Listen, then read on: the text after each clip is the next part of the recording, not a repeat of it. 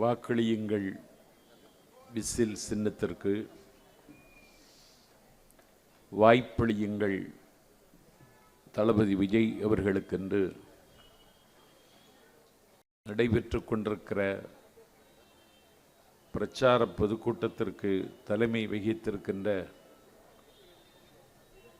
மாவட்ட கழகத்தின் செயலாளர்,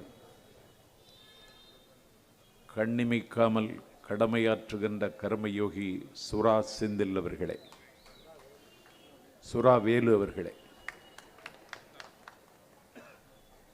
வரவேற்புரை என்கிற பெயரால் ஒரு நீண்ட உரையாற்றியிருக்கிற நெஞ்சம் கவர்ந்த தம்பி மகேஷ் அவர்களே, தலைமை கழகத்தின் பொழிவாளர் தம்பி ராமகிருஷ்ணன் அவர்களே, வாக்குகளை சேகரித்து அமர்ந்திருக்கின்ற பொறுப்பாளர், 41 குடும்பங்களை கரூரில் தத்தெடுத்தவன், ஆர்கே நகரையும் தத்தெடுத்திருக்கின்ற தங்கமகன், நீங்கள் தத்தளித்தால் படகாய், நீங்கள் தடுமாறினால் ஊன்றுகோலாய், உங்கள் இரும்பை பொன்னாக்குகிற மந்திர கோலாய் காலம் ஆர்கே நகருக்கு தந்த நன்கொடை நண்பர் மரிய வில்சன் அவர்களே, எளியவன் எனக்கு பின்னால் 1 கோடி இளைஞர்களின் கொள்ளிடமாக திகழ்கின்ற தமிழக வெற்றி கழகத்தை வழிநடத்துகின்ற வரலாற்று கடமைக்கு தலைமை தாங்கியிருக்கிற தளபதி விஜய் அவர்களுக்கு அவருடைய சுமையை பகிர்ந்து கொள்ளவும், அவருடைய சுகதுக்கங்களை தீர்மானிக்கவும், அந்த கடமையை மேற்கொள்வதே என்னுடைய கர்ம வினை என்று கடமையாற்றுகின்ற பொறுப்பின் பொது விலக்கணம், எளியவன் என்னை ஆற்றுப்படுத்துகிற இடத்தில் இருக்கின்ற தேர்தல் மேலாண்மை பொதுச் செயலாளர் ஆதவ் அர்ஜுனா என்றாலே அறிவாலயத்தினுடைய அஸ்திபார கல்லை ஆடுகிறது என்ற தகவல் வந்து கொண்டிருக்கிறது. ஆற்றலின் ஊற்று, அன்பின் நாற்று, ஆரியூர் நண்பர் ஆதவ் அர்ஜுனா அவர்களே, கண்ணு கட்டிய தூரம் வரையிலும் தேனடையில் தேனீக்கள் திரண்டிருப்பது மாதிரி திரண்டு வந்திருக்கிற காலத்தால் சீலத்தால் மூத்த பெரியோர்களே, ஏப்ரல் திங்கள் 23 தத்தம் ஜனநாயக கடமையை ஆற்றுவதற்கு காத்திருக்கின்ற வாக்காளர் பெருமக்களே, பால் நினைந்து ஊட்டுகிற என் பரிவுள்ள தாய்மார்களே, வரலாற்று மாற்றத்திற்கு அடையாளமாக விளங்குகிற என் வாலிப தம்பிகளே, மாற்றான் தோட்டத்தில் மணக்கு மல்லிகைகளே, ஜனநாயகத்திற்கு உப்பாகவும் சர்க்கரையாகவும் இருக்கின்ற ஏடுகளின் ஊடகங்களின் பெருமைக்குரிய நிருபர்களே, எளியவன் எனது பேச்சை அச்சு பிசகாமல் ஒற்றெடுத்து அண்ணன் ஸ்டாலினிடம் ஒப்படைக்க வந்திருக்கிற அரசாங்கத்தின் ஒற்றர்களே, கூட்டத்திற்கு அனுமதியும் பாதுகாப்பும் நல்கியிருக்கிற காவல்துறையை சார்ந்த அதிகாரிகளே, எல்லாவற்றுக்கு மேலாக விடுகதையாகிவிட்ட தமிழர்களின் கேள்விக்கு கிடைத்த விடை, அடக்க முடியாத கடல் அலையின் பெருமுழக்கம், விளக்க முடியாத விரிவானம், தளபதி விஜய் அவர்களின் நெஞ்சில் குடியிருக்கும் என் செல்வத் தம்பிகளே வணக்கம். ஆர்கே நகர் தொகுதி எனக்கு பரிச்சயமான தொகுதி. இந்த தொகுதிக்கு வரலாற்றில் ஒரு இடம் உண்டு. ஆசிரியராக இருந்த தகுதியினாலேயே இந்தியாவினுடைய குடியரசுத் தலைவராக முடிசூட்டப்பட்டவர் சர்வப்பள்ளி ராதாகிருஷ்ணன். அவருடைய பெயரால் இருக்கிற தொகுதி ஆர்கே நகர் தொகுதி. இது காலம் காலமாக திமுகவுக்கு எதிர்த்து வாக்களிக்கிற மக்கள் தலைநகர் சென்னையில் இருக்கிற ஒரு தொகுதி ஆர்கே நகர் தொகுதி.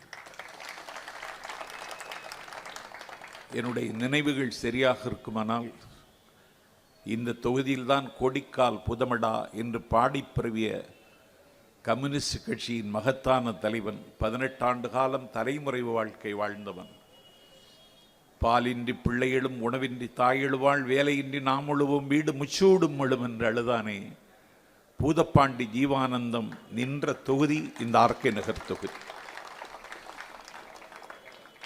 அன்றைக்கு நான் உரையாற்ற வந்த பொழுது நண்பர் மரிய வில்சன் சொன்னார், குடும்ப ஆட்சிக்கு எதிரான யுத்தம் இந்த யுத்தம் என்றார். இந்த தொகுதியில் தான் பூதப்பாண்டி ஜீவானந்தம் நின்றார். 18 ஆண்டு காலம் தலைமறைவு வாழ்க்கை வாழ்ந்தார். அவர் 18 ஆண்டு கால தலைமறைவு வாழ்க்கையை முடித்துவிட்டவர் வெளியே வருகிற பொழுது நேராக தான் குடியிருக்கிற வீட்டுக்கு போகவில்லை, ஜனசக்தி அலுவலகத்திற்கு சென்றார். ஜீவா வந்துவிட்டார் என்ற செய்தி காட்டு தீ போல பரவி ஜீவாவை பார்ப்பதற்கு அணி அணியாக அலையலையாக மக்கள் அவரை முற்றுகையிடுகிறார்கள்.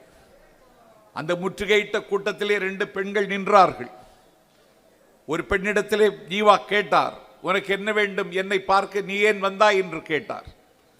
அந்த பெண் சொன்னாள், நான் ஒரு வழக்கறிஞரிடத்திலே குமஸ்தா வேலைக்கு மனு போட்டிருக்கிறேன், நீங்கள் ஒரு பரிந்துரை கடிதம் தந்தால் எனக்கு அந்த வேலை கிடைக்கும் என்று உங்களை நம்பி வந்தேன் என்றார். உடனடியாக ஒரு தாளில் பரிந்துரை கடிதம் எழுதி அந்த பெண்ணிடத்திலே கொடுத்தார்.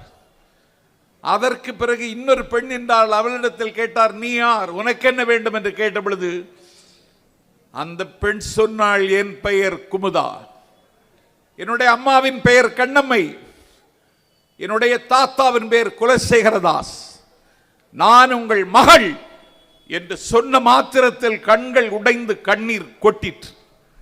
அதுதான் தன்னுடைய மகள் என்று ஜீவாவுக்கு தெரியாது. தன்னுடைய மகள் தன்னிடத்தில் என்னிடத்தில் அறிமுகம் செய்கிற நிலைமைக்கு நான் ஆளாகிவிட்டானே என்று அடக்குமுறைக்கு அஞ்சாத சிங்கம் பெற்ற மகளை வாரி இணைத்து, உன்னை நான் அடையாளம் கொண்டு கொள்ளாமல் போனது தவறுதான், என்னை மன்னித்து விடு மகளே, என்னை மறந்து விடு மகளே, எனக்கு விதிக்கப்பட்ட வாழ்க்கை என்று நான் இதை கருதவில்லை, நான் விரும்பி ஏற்றுக்கொண்ட வாழ்க்கை என்று 18 ஆண்டு கால தலைமுறை வாழ்க்கையில் மகளையும் அடையாளம் காண முடியாமல் ஒரு தலைவன் தமிழ்நாட்டில் வாழ்ந்தான். அவன்தான் ஜீவா. அவன் நின்ற தொகுதி இது, அவன் வென்ற தொகுதி இது. ஆகவே இன்றைக்கு குடும்ப அரசியலுக்கான யுத்தம்.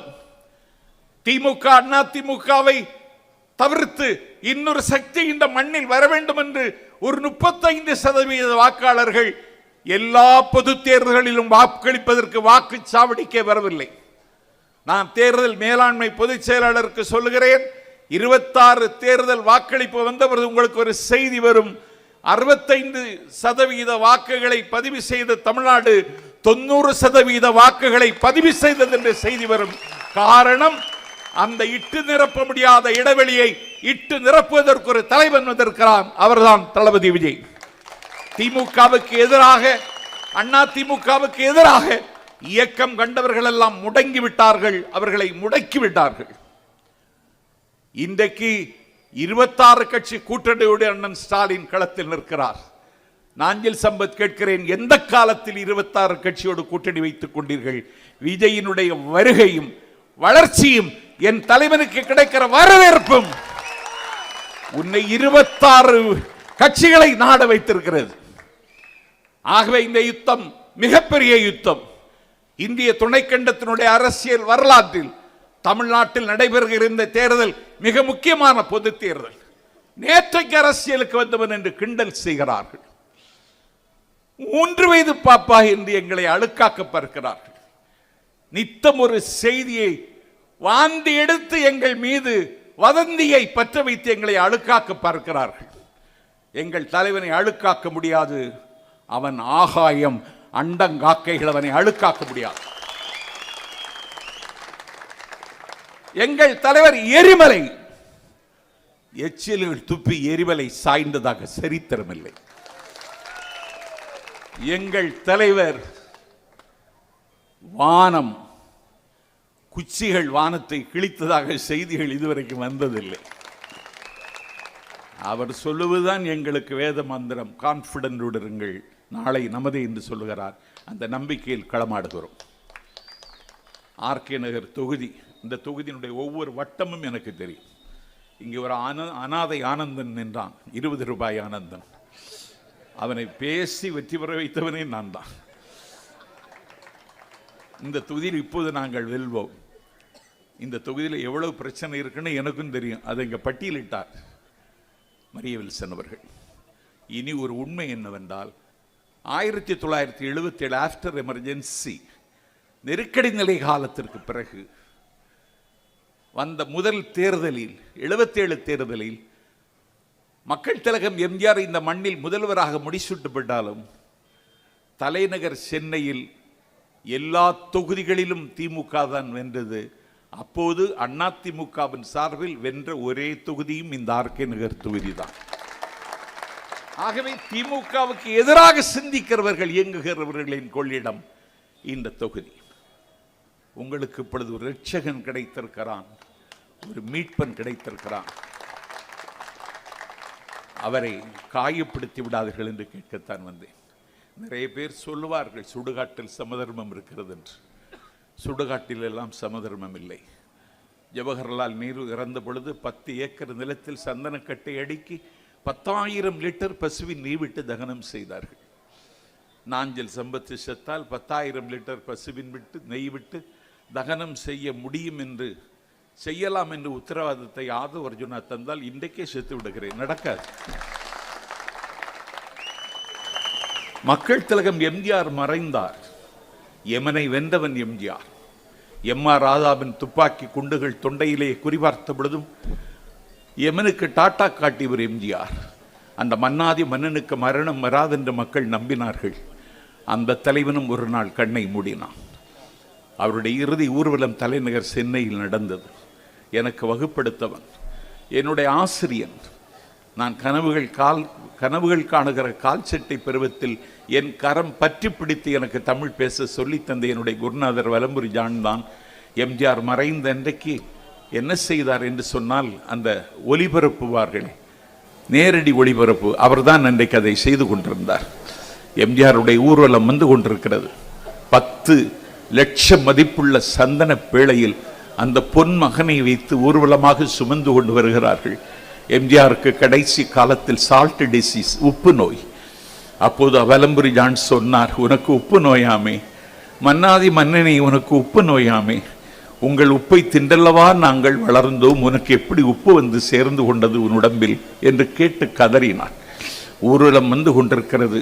கடற்கரையில் மணலை தோண்டி அந்த சந்தன பேழையை கீழே இறக்கப் போகிறார்கள். அப்பொழுது அண்ணன் வலம்புரி ஜான் சொன்னான், இதுவரைக்கும் மண்ணை தோண்டி நாங்கள் தங்கத்தை தான் எடுத்தோம், இன்றைக்குத்தான் மண்ணை தோண்டி எங்கள் தங்கத்தை அதில் வைக்கப் போகிறோம் என்று அழுதான். மண்ணை அள்ளி போட்டு அவரை அடக்கம் செய்கிற அந்த கடைசி நிமிடத்திலே அண்ணன் தொண்டை உடைய கதறி அழுது கொண்டு என் அண்ணன் சொன்னான், இதுவரைக்கும் சந்திரன் கிழக்கில் தான் அஸ்தமனமாயிற்று, மேற்கில் தான் அஸ்தமனமாயிற்று, இன்றைக்குத்தான் சந்திரன் கிழக்கில் அஸ்தமனமாகிறது என்று எங்கள் அண்ணன் அன்றைக்கு சொன்னான். ஆகவே சுடுகாட்டில் கூட சமதர்மம் இல்லை. மக்கள் திலகம் எம்ஜிஆருக்கான ஈமச்சடங்குக்கும் இறுதி ஊர்வலத்திற்குமான செலவு இன்றைக்கு அரசின் கணக்குப்படி 16 லட்சம். ஆகவே இடுவார் கரம் பார்த்து, இல்லை என்பார் முகம் பார்த்து. பகலில் செத்தால் பாடை வாங்க வழி இல்லை, இரவில் செத்தால் எண்ணெய் வாங்க வழியில்லை என்று வாழுகிற நாட்டில், ஏழைகள் வாழுகிற நாட்டில் சுடுகாட்டில் கூட சமதர்மம் இல்லை. 6000 ஏக்கர் உள்ளவனுக்கும் அத்தானிக்கும் ஒரு ஓட்டு தான். செத்தால் புதைப்பதற்கு 6 அடி நிலம் இல்லாத ஒரு ஏழைக்கும் ஒரு ஓட்டு தான். பொல்லாத பணக்காரன் அம்பானிக்கும் ஒரு ஓட்டு தான். பொறிக்கடலை தின்ன முடியாத எங்கள் ஆர்கே நகர் பொக்கைவாய் கிளவிக்கும் ஒரு ஓட்டு தான். ஒரு ஓட்டின் மூலம் தான் கேட்டை மாற்ற முடியும். The revolution not by bullets but by ballots. வேட்டுகளின் மூலமும் வெடிக்குண்டுகளின் மூலமும் செய்ய முடியாத புரட்சியை ஓட்டுகளின் மூலம் செய்ய வாருங்கள். அந்த நாள் ஏப்ரல் திங்கள் 23. தகப்பனுக்கு பிறகு மகன், மகனுக்கு பிறகு பேரன், இன்ப நிதி வழங்கும் பராசக்தி, அது பாராசக்தியாகி போய்விட்டது. ஆகவே அடுத்த தலைமுறைக்கு திமுகவை கடத்துவதற்கு ஒரு குடும்பம் எத்தனிக்கிறது. இந்த ஆக்டோபஸ் கரங்களிடமிருந்து தமிழ்நாட்டை மீட்க யாராலும் முடியவில்லை. ஒருவனால் முடியும் என்றால் அவன் பெயர் விஜய் என்று எங்கள் தலைவன் விஸ்வரூபம். பணபலம் இல்லை, எங்கள் கட்சியில் நிதி இல்லை, பணபலம் இல்லை, நாங்கள் நிதி வசூலிக்கவில்லை. அவர்களிடத்திலே பணம் குவிந்து கிடக்கிறது. முதலமைச்சர் கலந்து கொள்கிறார், தீபங்கள் சிரிக்கிற திருவண்ணாமலையில் அங்கே அவருக்கு வெள்ளி நாற்காலி போடுகிறார்கள். வெள்ளியினால் செய்த நாற்காலி. ஒரு 1000 ரூபாய் கொடுத்து ஒரு வெள்ளி மூக்குத்தி வாங்கி அணிவதற்கு வக்கில்லாத ஏழை பெண்கள் தமிழ்நாட்டில் 50 லட்சம் பேர் இருக்கிறார்கள். ஆனால் அவர் தமிழ்நாட்டினுடைய முதலமைச்சருக்கு வெள்ளி நாற்காலி. யார் ஊறுகாலியோ அறுத்து கொண்டு போட்டான் ஒருவன். 50 ஆண்டுகால அரசியல் அனுபவம் உள்ள என் அண்ணன் ஸ்டாலின் அந்த நாற்காலியில் உட்கார மாட்டார் என்று நான் தொலைக்காட்சியை பார்த்து கொண்டிருந்தேன். உட்கார்ந்து விட்டார். உட்கார்ந்ததுதான் போதாது, காலுக்கு மேல் கால் போட்டு உட்காருகிறார். அன்றைக்கே என்னுடைய நாட்குறிப்பில் எழுதினேன், ஸ்டாலின் நீ வெள்ளி நாற்காலியில் உட்கார்ந்து விட்டாய், உன்னுடைய முதலமைச்சர் நாற்காலி நகர்ந்து பனையூருக்கு போகிறது என்று எழுதினேன். When Rome was burning, Nero was fiddling. ரோமாபுரி நகரம் தீப்பற்றி எரிகிற பொழுது விடில் வாசித்த நீரோ மன்னனுக்கு நிகரானவர்கள் நீங்கள். உங்களை அப்புறப்படுத்துவதற்கு யாராலும் முடியாது. எடப்பாடி பழனிசாமியால் முடியாது. அவரை டெல்லியிலேயே காயப்படுத்தித்தான் அனுப்பியிருக்கிறார்கள். வேறு யாருக்கும் முடியாது. எங்களால் மட்டும்தான் முடியும். எங்களால் மட்டும்தான் பொழுது விடியும். ஆகவே ஏப்ரல் 23 அதிகாலையிலே வந்து வாக்களித்து விடுங்கள். கள்ள ஓட்டு போட்டு விடுவார்கள். எஸ்ஐஆரை தாண்டி செய்வார்கள் அவர்கள். கள்ள ஓட்டு போட்டு விடுவார்கள். சிங்கத்தமிழன் சிவாஜி கணேசன் ஓட்டையே போட்டவங்க அவங்க. சிவாஜி கணேசனையுமா யாருக்கும் தெரியாது. எல்லா நடிகர்களுக்கும் கண்கள் பேசினால் சிவாஜி கணேசனுக்கு அங்கம் பேசும். அந்த நடிகருடைய ஓட்ட போட்டாங்க. போக்ஸ் ரோட்ல அவருடைய வாக்குச்சாவடிக்கு ஒரு கண்டசா கார்ல இருந்து கம்பீரமா இறங்கி ஒரு சிகரெட்டை குடிச்சிட்டு அவர் அப்படியே வாக்குச்சாவடிக்கு, வானம் பொழிகிறது, பூமி விளைகிறது, உனக்கு எதற்கு தர வேண்டும் கிறிஸ்தி எம்கல பெண்களுக்கு மஞ்சள் அரைத்தாயா, பணிவிடை புரிந்தாயா, நாற்று நட்டாயா, கஞ்சி கலையும் சுமந்தாயா, பிச்சை கேட்டால் தருகிறேன், வரி கேட்டால் தர முடியாது, யாரிடத்தில் கேட்கிறாய் வரி வட்டி என்று அவர் வசனம் பேசிக்கொண்டே வாக்குச்சாவடிக்குள் வந்து என்னுடைய பூத்து சிலிப்பை கொடுங்கள் என்று கேட்டார். பூத்தில் இருந்தவன் சொன்னான், உன் ஓட்டை ஏற்கனவே ஒரு கணேசன் போட்டுவிட்டு போய்விட்டான். சிவாஜி கணேசன் ஓட்டையை போட்டவர்கள். நான் மாவட்ட செயலர் சுறாவுக்கு சொல்லுகிறேன், நம்முடைய வாக்குகள் அனைத்தையும் 10 மணிக்குள்ளேயே பதிவு செய்து விடுங்கள். பார்க்கிற வேலை தான். எல்லா வாக்குச்சாவடியிலும் மழ மழ மழ மழவென்று காரப்பறவையின் கலகரம் என்னும் ஓசையை விட உன்னதமான ஓசை, யானையின் பிளிரல் ஓசையை விட உன்னதமான ஓசை, கர்ஜிக்கும் சிங்கத்தின் ஓசை விட கனத்த ஓசை, என் தாய் தயிரை கடைகிற பொழுது வருகிற மத்த ஓசை, உழவர்கள் உழவோட்டும் பொழுது அவர்கள் ஏரோட்டு பாடுகிற அந்த ஓசை, ஆழக்கடலின் ஓசை ஆலயமணியின் ஓசையை விட விசிறியின் ஓசை வலிமை உள்ளது என்பதை நிரூபிக்க வாக்களியுங்கள் விசிறிக்கு, வாய்ப்பளியுங்கள் தளபதி விஜயின் வேட்பாளருக்கு என்று சொல்லி தேர்தல் மேலாண்மை பொதுச் செயலாளர் உரையாற்றியிருக்கிற காரணத்தினால் விருப்பமில்லாமல் விடைபெறுகிறேன். நன்றி, வணக்கம்.